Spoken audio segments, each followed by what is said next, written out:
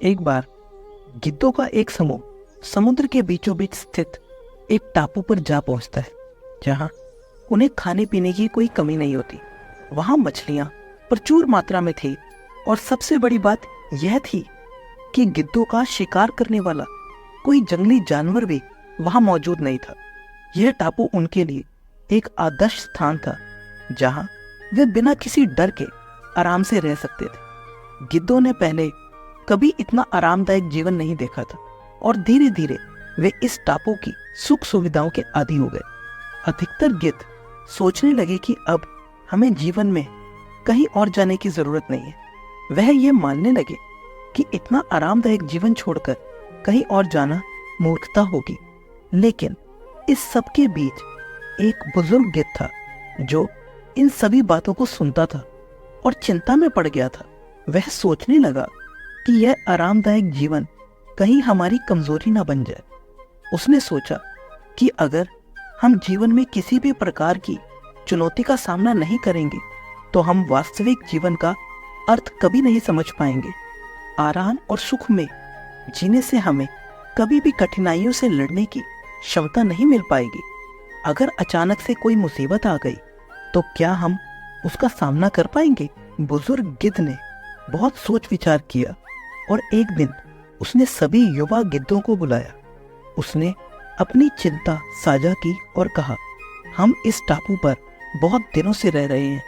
मेरा विचार है कि अब हमें वापस उसी जंगल में जाना चाहिए जहां से हम आए हैं।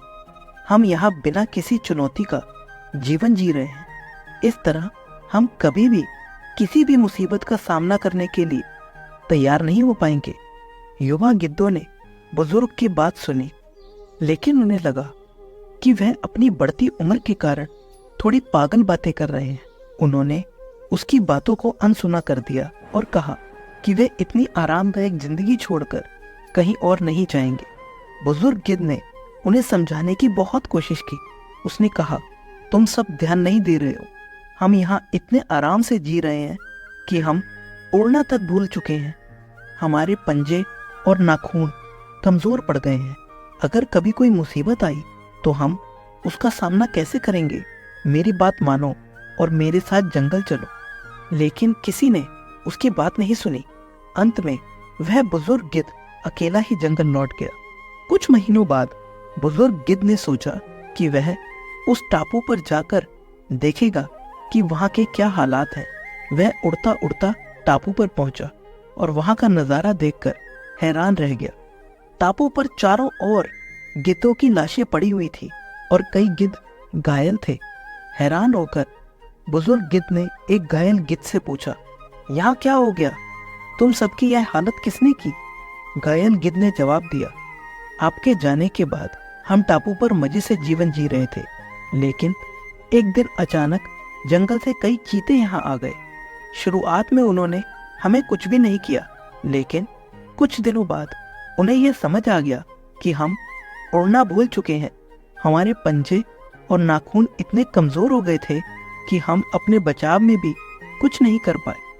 तब उन चीतों ने हमें एक एक करके मारना शुरू किया और आज हमारी यह हालत हो गई है।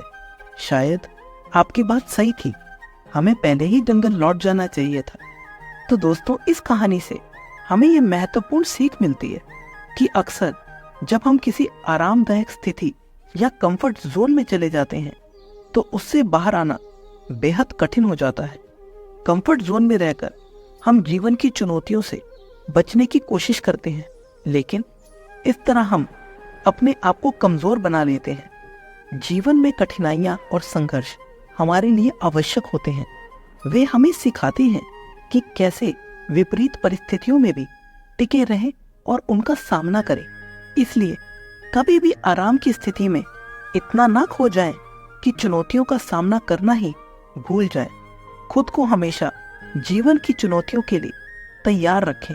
नियमित रूप से खुद को चुनौती दें ताकि जब असली मुसीबत आए तो आप उनका डटकर सामना कर सकें। दोस्तों, इस वीडियो के लिए इतना ही। मिलते हैं अगले वीडियो में। अपना ख्याल रखिएगा। जय श्री कृष्ण।